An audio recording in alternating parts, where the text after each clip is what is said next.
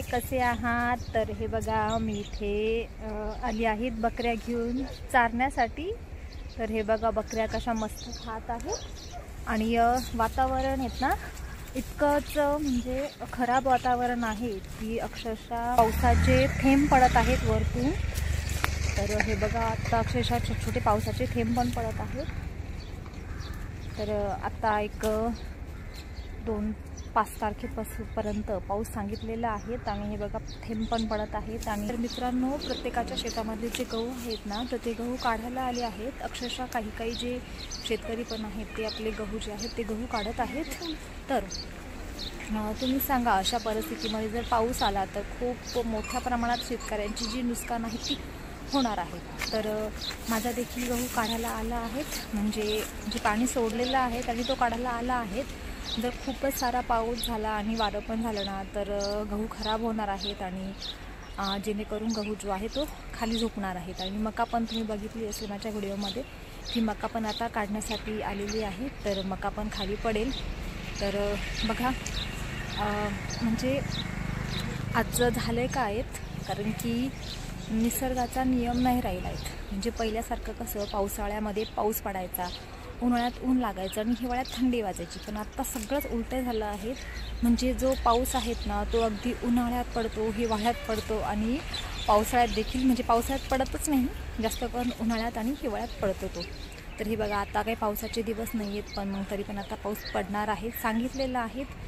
जर जास्त जर पडला तर हा नुकसानी पाऊस ठरणार आहे, कारण की बहुतेक लोकांचे जे बाग पण आहेत किंवा गहू मका भरपूर जे आहेत ते काढण्यासाठी आलेले आहेत। म्हणजे शेतकऱ्यांचं कसं असतं तोंडामध्ये घास येता येता तो राहून जातो असं म्हणजे एक म्हण आहे। कारण की आपण खूपच मेहनत घेतलेली असते त्या शेतासाठी आणि जर पाऊस आला, जर नुकसान झाली तर खूपच कठीण होतं। तर माझं एक मत आहे की ज्या भागामध्ये पाऊस नाही आहेत त्या भागात पावसाने जावं, तिकडे त्याचं आगमन करावं, इकडे नाहीत, कारण की मग खूपच सारी नुकसान होऊन जाते। आणि हे बघा इथे मस्तपैकी बोरीचं झाड आहे, इथे वरती चिंचेचं पण झाड आहे। तर आम्ही मस्तपैकी बकऱ्या चारता ना मग चिंचा पण खात आहोत आणि बोरं पण खात आहोत। चिंच पण आहेत ना तर ती चिंच पण इतकी गोड आहेत का तुम्ही जरा एकदा खालीत ना चिंच तर खूपच गोड लागणार आहेत, खूपच गोड चिंच आहेत। कारण की असं बोललं जातं की विहिरीच्या जवळ जी चिंच असते ना तिच्या चिंचा खूपच खाण्यासाठी गोड असतात। तर आमची पण ही चिंच आहे ते अगदी विहिरीच्या लगतच आहेत, त्याच्यामुळे त्याच्या चिंचा खूपच गोड आहेत। आणि बाकीच्या ज्या चिंचा आहेत ना त्या खूपच तुरट आहेत, पण आमच्या विहिरीजवळची जी चिंच आहेत ना तिच्या चिंचा अगदीच गोड आहेत, कारण की किती पण खा तुमचं मन भरणार नाही अशी चिंच आहेत ती। कालच्या व्हिडिओमध्ये बघितलं असेल की माझी गाई जणली काल एक, म्हणजे त्याच्या पहिले पण 5 दिवसापूर्वी एक गाई जणलेली आणि काल पण एक गाई जणली। तर एक कालवड आणि एकीला झाला गोरा। तर अशा पद्धतीनं दोन्ही पण गाई माझ्या जणलेल्या आहेत।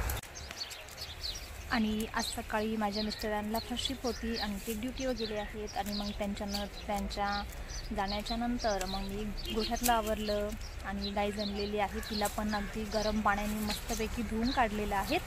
आणि नंतर वासराला दोन्ही पण वासराला दूध पाजलेलं आहे, गाईंचं सर्व आवरलं। आणि नंतर मग थोडा मध्ये वेळ असतो मला, मग त्या वेळेमध्ये बकऱ्या पण आणत असते चरण्यासाठी। कधी माझे जे सासरे आहेत ते त्यांना म्हणजे चरण्यासाठी, म्हणजे असं मी कुठं बाहेर लांब घेऊन जाते असं काही नाही। आमच्या घराजवळचे जे शेताचे जे बांध आहेत त्याच्यावर चालत असते, किंवा आमच्या घराच्या खाली थोडीशी मोकळी जागा आहे तिथे चालत असते, कारण की आमचा सिटी एरिया आहेत। इकडे कुठेही तुम्हाला डोंगराळ भाग किंवा असं मोकळं पटांगण भेटणार नाही बकऱ्या चारण्यासाठी। तर माझ्या बकऱ्या बंदिस्तच आहेत, मी त्यांच्यासाठी काही चारा टाकत असते घराजवळच, पण थोडाफार वेळ जर भेटला तर मग कुठे बांधाला वगैरे इकडे तिकडे मी चालत असते। कारण की त्या आता तुम्ही बघू शकता दोघी पण ज्या बकऱ्या आहेत त्या गाभण आहेत। आणि हे बघा इथे बकऱ्यांना खाण्यासाठी अगदी छान असं शेवरी आहेत आणि छोटं गवत पण आहेत। तर त्याच्यामध्ये अगदी व्यवस्थित माझ्या ज्या बकऱ्या आहेत ना त्या खात आहेत, कारण की बकऱ्यांचं काय असतं त्यांना एक तास जरी थोडंसं म्हणजे आपण हातामध्ये पकडून जर चारलत ना तर त्यांचं पोट अगदी असं भरून जातं। आणि नंतर मग 4 वाजता मी जी गायींसाठी कुटी करते ना तर ती कुटी पण त्यांच्या त्यांच्या पुढे ठेवत असते. तर मग याच्यामध्ये बकऱ्यांचं होऊन जातं. तर हे बघा, आणि माझ्या दोन्ही बकऱ्या गाभण आहेत आणि बहुतेक त्या डिलिव्हरी होणार आहेत. म्हणजे एक जी छोटी आहेत माझ्या पाठीमागची ती आता डिलिव्हरी होणार आहेत आणि ती बहुतेक आज संध्याकाळी किंवा उद्या सकाळपर्यंत ती जणणारच आहेत, कारण की तिनं तिची जी कास आहेत ना ती पूर्णपणे सोडलेली आहेत. तर हे बघा, इथे मस्तपैकी जेवण करत आहेत आणि मी इथे माझ्यासमोर माझा मुलगा आहेत, त्याचे पेपर आहेत. तर मी त्याचा मग इथे जे क्वेश्चन वगैरे आहे त्याचे ते पाठ घेत आहेत मी इथे. मग दोन्ही पण कामं होत आहेत, कारण की बकऱ्या पण चरत आहेत आणि मी पण त्याला शिकवत आहेत मग, आणि तो समोरून मग व्हिडिओ पण काढत आहेत. मग सर्व जी कामं आहेत ना ती एक सोबतच चालू आहेत इथे. हे बघा, कारण की त्याला मग आता दुपारी 3 वाजता क्लास आहेत. मग क्लासला काही पाठांतर करायला सांगितलेलं होतं, तर मग त्याचं मी अशा पद्धतीने इथं पाठ पण घेत आहेत, कारण की मी एकटी आहेत. पण मग गोठा, घरातली कामे आणि मुलांकडे पण लक्ष द्यावं लागतं. मुलं पण छोटीच आहेत अजून, पण मग होऊन जातं, कारण की कामामध्ये ना पूर्ण दिवस असा फ्रेश जातो आणि काम जर नसलं तर मग खूपच असं कंटाळवाणी वाटतं. तर मग कामात पूर्ण दिवस कसा कुठे निघून जातो समजतच नाहीत.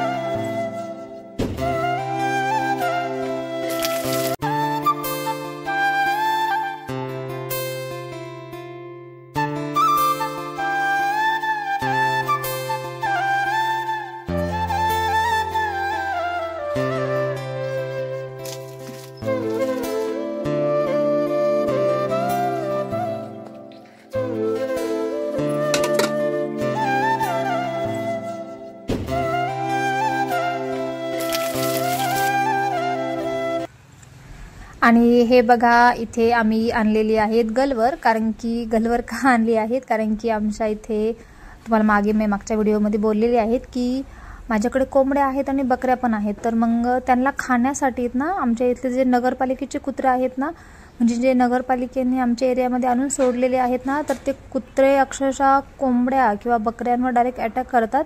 तर त्याच्यामुळे असे गलवरनी जर दगड मारला ना एखाद्या वेळेस तर ते परत आमच्या इकडे येणार नाहीत. त्याच्यामुळे इथे गलवर आणली आहेत, कारण की आता आम्ही नगरपालिकेला फोन करून तो कंटाळलो आहोत. नगरपालिकेवाले काही येत नाहीत, तर मग त्यासाठी दुसरा काहीतरी पर्याय शोधावेच लागणार आहेत. तर मग इथे त्यांनी कुत्रे पण मारत आहेत गलवरनी, आणि आम्ही चिंचा पण पाडत आहोत गलवरणीवरती.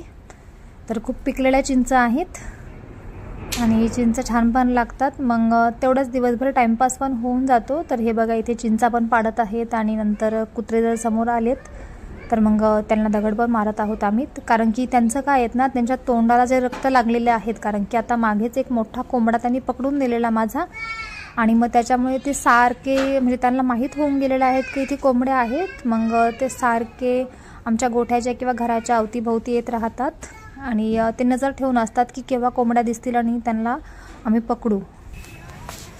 आणि इथे आम्ही आता चाललो आहोत रोडला, कारण की रोडवरून माझ्या मुलाला स्केटिंग शूज जे आहेत ते आणायचे आहेत. पण मग रस्त्यामध्ये इतकी गर्दी आहे पुलावरती, तर अक्षरशः इथून बाहेर जाणं पण मुश्किल आहेत, कारण की खूपच सारी गर्दी आहेत, खूप ट्रॉफिक आहेत.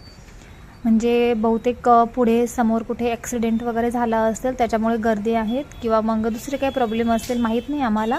पण मग इथे बघू शकता तुम्ही, भरपूर अशी ट्रॉफिक आहेत आणि इथून ट्रॉफिकमधनं बाहेर निघणं खूपच कठीण झालेलं आहेत. आम्ही इथे साधारण 1 तासापासून इथेच उभं आहोत, पण मग गाड्या काही, ट्रॉफिक काही कमी होतच नाही आहेत.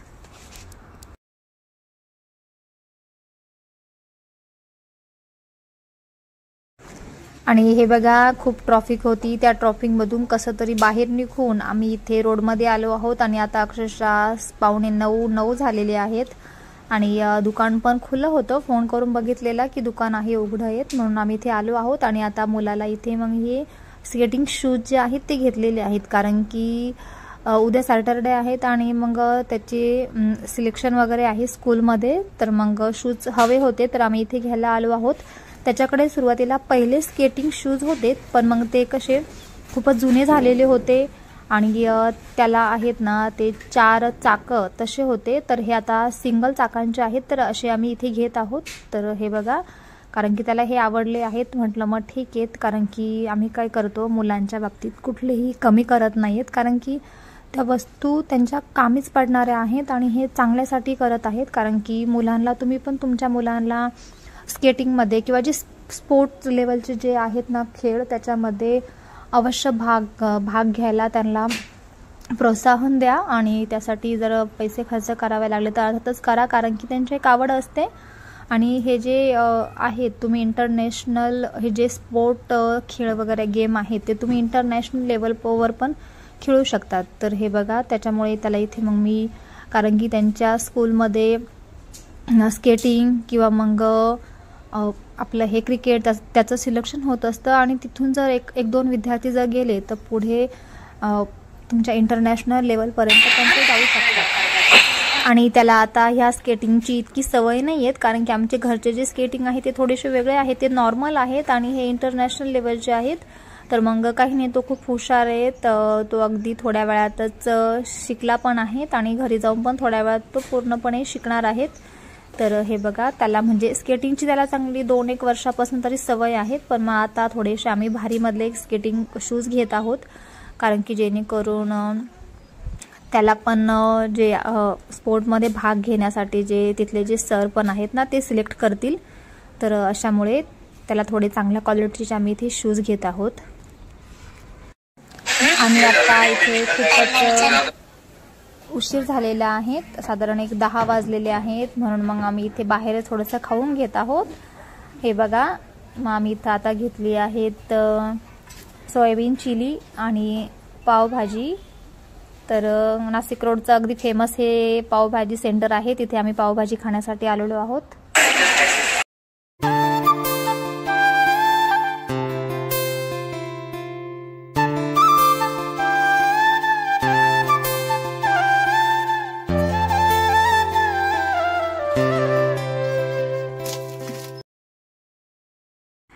तर अशा पद्धतीनं व्हिडिओ कसा वाटला, व्हिडिओला लाईक करा आणि चॅनलवर नवीन असाल तर चॅनलला सबस्क्राईब करायला मात्र विसरू नका. Good night.